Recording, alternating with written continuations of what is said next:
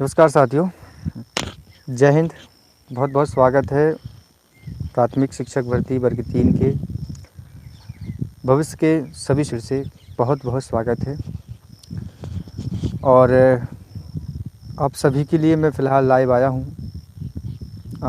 थोड़ा मौसम भी अच्छा हो रहा था और चूँकि त्यौहार है, हमारे सबसे बेहतरीन अच्छा त्यौहार माना जाता है रक्षाबंधन का, और हमेशा की तरह मैं इस बार भी घर आया हूँ।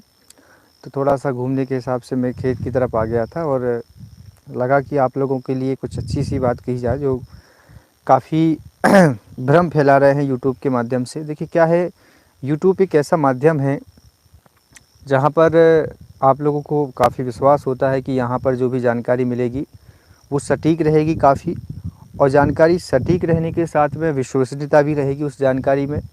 तो इसी विश्वसनीयता को बरकरार रखने के लिए यूट्यूब जैसे प्लेटफॉर्म का क्रिएशन हुआ है। पर कई सारे ऐसे साथी हैं हमारे बीच के, जिन साथियों ने अभी आज सुबह या कल से एक न्यूज़ आई है जिसमें ये लिखा हुआ था कि शायद 1.5 लाख बच्चे क्वालिफ़ाइड कर दिए हैं, लेकिन उन्होंने EWS वाले बच्चे जो रहे हैं उनको 70% मार्क्स पर क्वालिफ़ाइड नहीं किया है, तो ये रिज़ल्ट दोबारा बन सकता है या एग्ज़ाम जो होगा वो कैंसिल कर दिया जाएगा। देखिए, मैं इस चीज़ को आपको तर्क के आधार पर बात करूँगा। चूँकि आप सभी को पता होगा कि पीईबी ने जो हमारा रिज़ल्ट डिक्लेयर किया है वो पूरी तार्किकता के आधार पे किया है। वो की सारी चीज़ें मैं आपके सामने डिस्कस करूँगा। लाइव आ जाइए सभी लोग, अच्छा त्यौहार है। देखिए, जिनके अच्छे नंबर आए हैं वो तो बिल्कुल कंफर्ट जोन में है। थोड़ा सा एटमॉस्फेयर आप देख सकते हो, बढ़िया सा माहौल है, खेत के बीच में रास्ता गया हुआ है, एक सुंदर व्यू है, एक इंदौर जैसी शहरों की चाहल-चहल से दूर एक शांतिप्रिय माहौल सा। तो ये थोड़ा अच्छा मौसम लग रहा था, तो मैंने कहा चलिए आपको थोड़ा सा दिखाऊँगा। अब हम टॉपिक पे आते हैं। मेन बात क्या है, बात यह है कि शिक्षक भर्ती को कैंसिल करने की बात की जा रही है, जो कि कहीं ना कहीं दूर दूर तक बिल्कुल तार्किकता नहीं है। अब इसलिए नहीं है तार्किकता क्योंकि जैसा कि इन्होंने बात कही है कि हम 75% पर क्वालिफाइड माने जाएंगे, तो ये जो राजपत्र में बात लिखी थी वो पहले ही आ चुकी थी रिजल्ट के, मतलब जब आपका रिजल्ट घोषित हुआ था उससे पहले ही आपकी वर्ग 3 के लिए ये राजपत्र आ चुका था। तो उसमें ये स्पष्ट लिखा हुआ था कि हम आगामी भर्तियों को लेकर के ये राजपत्र आपका जारी कर रहे हैं, चूँकि जो भर्तियां हो चुकी हैं और जो भर्तियां पेंडिंग में हैं, जो ऑनबोर्डिंग है, उन भर्तियों को लेकर के हम ये राजपत्र उल्लिखित नहीं कर रहे हैं। तो ये चीज़ बिल्कुल तय है कि अब शिक्षक भर्ती जो है, ऐसा कोई भी कारण नहीं है जिसकी वजह से ये शिक्षक भर्ती निरस्त होगी। तो आप निश्चिंत रहिए, जो भी आपको परिणाम मिला है वो अंतिम परिणाम है आपका, आप क्वालिफाइड हुए हैं। अब देखिए, अब इसमें एक सबसे बड़ी चीज़ ये रही है, हालांकि ये चीज़ आपको लगती है कि गलत है या सही है, बाकी मैं इस चीज़ का बिल्कुल भी सपोर्ट नहीं करता हूँ। एक चीज़ मुझे आप कमेंट में ज़रूर बताना, मुझे इस बात का इतना ज़्यादा दुख हो रहा है कि मैं आपको बता नहीं सकता। मेरे साथ में सामने मेरे ऐसे कई बच्चे साथी जो हैं वो रोते हुए बात किए हैं, रोना उनको आ गया है इस बात को लेकर के कि सर हमने जब एग्ज़ाम दिया था तो हमारे 112 नंबर आ रहे थे, सर हमने जब एग्ज़ाम दिया था तो हमारे 100 नंबर आ रहे थे, हमें बहुत खुशी थी कि हमारा सिलेक्शन हो गया है, लेकिन सर पीईबी ने ये कौन सा फार्मूला लगाया कि उसी शिफ्ट में हमने एग्ज़ाम दिया तो हमारे 112 से 102 नंबर हो गए, हमारे 100 में से 80 नंबर हो गए, हमारे 95 से 75 नंबर हो गए, और उसी शिफ्ट में जिसके नंबर 80 थे उनको आपने 92 पे ला दिया। ये क्या, कौन सी नॉर्मलाइजेशन फार्मूला है? इसमें पारदर्शिता क्यों नहीं है? आप मुझे इसका तर्क दीजिए कि आपने जो 10 नंबर कम किए हैं उसका आधार क्या है? हम सालों साल तैयारी करें, अच्छे नंबर प्राप्त करें, 112 नंबर लेके आएँ, और आप बीच में एक काउंसलिंग का, आप जो नॉर्मलाइजेशन का एक आप पैटर्न आपने जो अपनाया है उसको आप बीच में चालू कर दें और 112 नंबर में से हमारे आप 90 नंबर कर दें। तो हम, मतलब हमारी कमी कहाँ है बताइए? हमने मेहनत की, 2 साल रात दिन एक की, रिश्तेदारी को छोड़ा, परिवार को छोड़ा, समाज को छोड़ा, जॉब छोड़ी, तैयारी की, और बाद में ये देखने के लिए मिलता कि हमारी सारी मेहनत एक नॉर्मलाइजेशन ले गया। तो ऐसी कैसी नॉर्मलाइजेशन की फार्मूला है? इसकी तार्किकता क्या है? इस तार्किकता को आप बताने की कोशिश कीजिएगा कि कैसा नॉर्मलाइजेशन है कि 20-20, 25-25 नंबर आप कम कर दिए हैं। और दूसरी चीज़ ये है कि जब मामला कोर्ट में चल रहा है, कोर्ट में मतलब ये, मैं देखिए कहीं ना कहीं इस चीज़ से बिल्कुल भी एग्री नहीं हूँ। आपको पता होगा कि 25 अगस्त को सुनवाई होनी है, जो कि हाई कोर्ट में लगी है। मतलब सरकार के पास में, देखिए जो एजेंसी ने एग्ज़ाम आपका लिया है उस एजेंसी के साथ में MPPEB का टाइप है। थोड़ा सा आवाज़ आ रही होगी शोर में। तो एजेंसी का टाइप है हमारे MPPEB के साथ में, और वो 2 से 3 साल का टाइप है कि हम 2 से 3 साल जो है वो PEB के एग्ज़ाम कंडक्ट कराएंगे। चूँकि वर्ग 3 में घोटाला हो गया, तो घोटाले के कारण उस एजेंसी को सरकार ने बंद करने की बात कही कि हम इस एग्ज़ाम नहीं कराएंगे। तो अब बात हाई कोर्ट में अभी भी है, अभी भी ये तय नहीं हुआ है कि रिजल्ट सही है या नहीं है। लेकिन ये हो सकता है कि जो व्यापम है उसने हाई कोर्ट में मांग रखी होगी कि भाई हम अपना रिजल्ट डिक्लेयर कर देते हैं, जो फैसला आएगा उसको हम आगे एक्सेप्ट कर लेंगे। तो ये एक इंटरनल बात है, वापस सामने नहीं आई है चीज़ के, इन्हें पूछा नहीं पूछा। लेकिन बिना हाई कोर्ट के कोई फाइनल डिसीजन के आपने एक इतना बड़ा पूरा परिणाम घोषित कर दिया, तो मतलब हमारी कोई जांच हुई ही नहीं है आपके इसके बीच में। बताइए आप, मतलब बिना जांच के आपने इतना बड़ा परिणाम घोषित कर दिया। इसमें धांधली हुई है कि नहीं हुई है?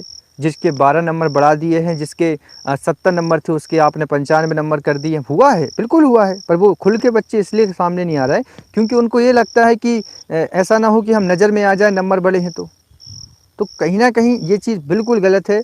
पारदर्शिता नाम की कोई चीज़ नहीं है व्यापम के साथ में, और व्यापम 2014 से इसी चीज़ को लेकर कर रहा है। हम इसका बिल्कुल विरोध करते हैं, और आने वाली भर्तियों में ये नॉर्मलाइजेशन की मांग रखी जाएगी हमारी, कि बिल्कुल भी मांग ना हो।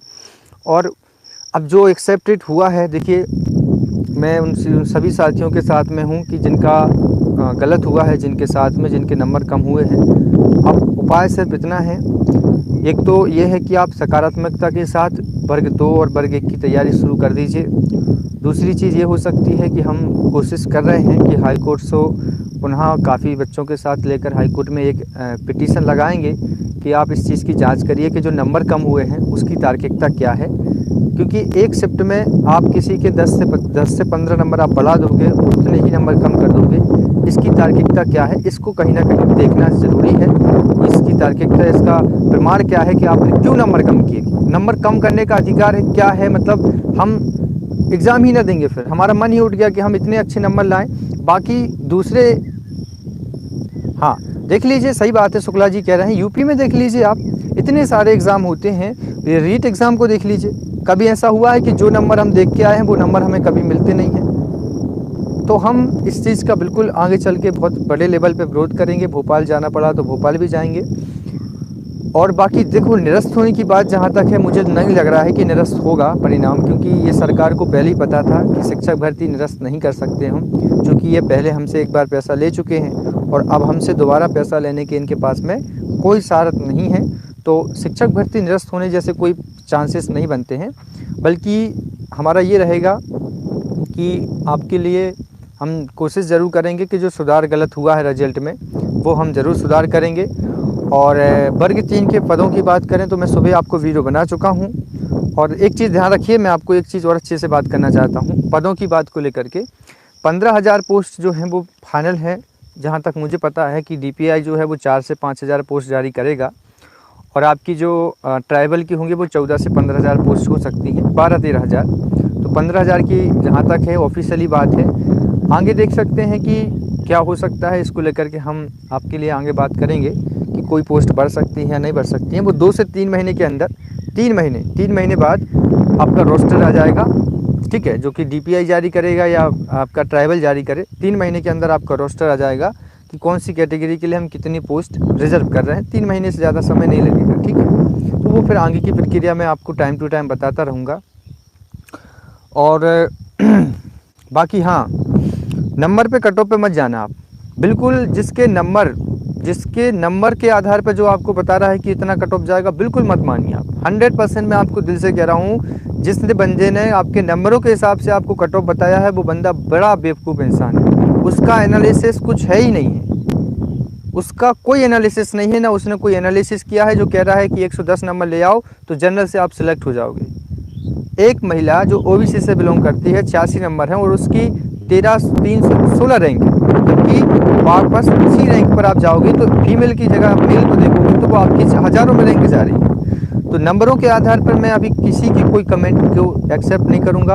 रैंक जो है वो डिसाइड करेगी कि आपका सिलेक्शन होगा या नहीं होगा, क्योंकि वो आपकी कैटेगरी को देखकर रैंक बनाई गई है कि आपकी इस कैटेगरी में कितने बच्चे हैं, ठीक है। तो नंबरों के आधार पे आप किसी की बात मत करिए, क्योंकि फीमेल भी होती है, मेल भी होती है, और प्लस कैटेगरी होती है और पोस्ट होती है ना। तो रैंक जो है उसके बेस पर आप अपनी बातों को आगे कर सकते हैं कमेंट्स के माध्यम से, जो भी आपसे पूछें या जो कट ऑफ बता रहे हैं, क्योंकि काफ़ी बच्चे परेशान होते हैं, दिन भर वीडियो देखते रहते हैं, ठीक है। नंबर से कुछ नहीं होता दोस्त, नंबर से क्या होता है, रैंक से होता है। रैंक जैसे मैं बता, क्योंकि नंबर में आप देखिए, मैंने खुद देखा है, मैं तो कम से कम आज 200 से 300 रिजल्ट देख चुका हूँ। मेरे पास इतने सारे व्हाट्सअप नंबर, इतने सारे बच्चों के मैसेज आ गए हैं। तो नंबरों के बेस पे आप बिल्कुल मत कल्पना करना कि मेरा सिलेक्शन हो पाएगा, नहीं हो पाएगा। रैंक मिली है आपको, वो आपके सिलेक्शन की बात है, बाकी चीज़ें मैं आपको आगे बताऊँगा। और जो मिला है उसको स्वीकार करो। वर्ग 2 वर्ग 1 आगे है, पुनः मैं एक ही बात को रिपीट करूंगा। फिलहाल अच्छे से तैयारी करिए, थोड़ा परिवार के साथ समय व्यतीत करिए, त्यौहार आ चुका है, अब जो आगे होगा सो देखा जाएगा। वर्ग 3 तो चला गया है, पुनः वर्ग 1 और वर्ग 2 आ रही है। एक अच्छी सकारात्मकता ऊर्जा के साथ में 2 से 3 घंटे पढ़ना शुरू कर दीजिए। संसाधन आपके पास में होंगे, पुराने जो बुक्स हैं या जो नोट्स हैं पुराने, उनसे पढ़िए और अच्छे से तैयारी करिए व्यवस्थित तरीके से। 1600 रैंक भाई बिल्कुल हो जाएगा। 1600 रैंक अभिलाषा जी, बिल्कुल 100% चांसेस है आपके। देखो डीपीआई क्या होता है, डीपीआई मतलब होता है मध्य प्रदेश का शिक्षा विभाग, जिसमें मध्य प्रदेश के 40 ज़िले आते हैं। आपको नियुक्ति मिलेगी तो 40 ज़िलों में मिलेगी, यदि आपको डीपीआई सिलेक्ट करता है तो। और ट्राइबल का मतलब होता है जनजातीय विभाग, जिसके अंतर्गत 15-16 ज़िले आते हैं। जिनको नियुक्ति ट्राइबल में मिलेगी वो सिर्फ ट्राइबल ज़िलों में ही रह सकते हैं। जैसे कि कोई स्टूडेंट है, वो सागर का है और उसको सागर में वो ट्राइबल में सेलेक्ट हुआ है और वो चाहता है कि हम सागर अपनी पोस्टिंग करा लें, तो वो सागर नहीं आ सकता, क्योंकि उसकी पोस्टिंग झाबुआ में है और झाबुआ एक आदिवासी क्षेत्र है और उसकी ज्वाइनिंग ट्राइबल के माध्यम से हुई है। तो वो जो है वो 10 साल की सर्विस होती है। 10 साल के बाद आप भले ट्रांसफ़र करा लो, लेकिन एटलीस्ट आपको 10 साल आपके ट्राइबल एरिया में काम करना पड़ेगा। तो ये एक हम कह सकते हैं पार्ट हो जाता है आपकी ट्राइबल एरिया का, कि वहाँ पर आपको काम करना कंपलसरी हो जाता है।